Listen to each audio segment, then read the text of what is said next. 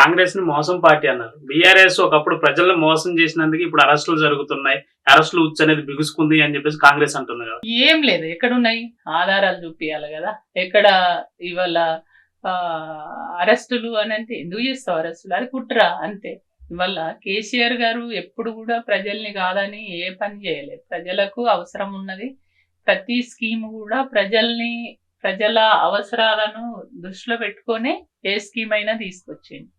కేసీఆర్ గారు ఎప్పుడు కూడా ప్రజల్ని మోసం చేయలేరు. అది రైతు బంధు కావచ్చు, దళితులకు సంబంధించినటువంటి స్కీమ్స్ కావచ్చు, బీసీలకు సంబంధించింది కావచ్చు, మహిళలకు సంబంధించినవి చాలా పనులు.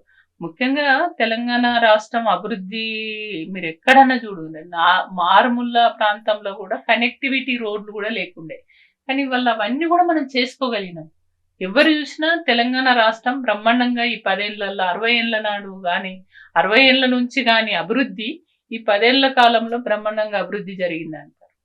కానీ కేసీఆర్ గారిని చేసినటువంటి తప్పులు నిరూపించును.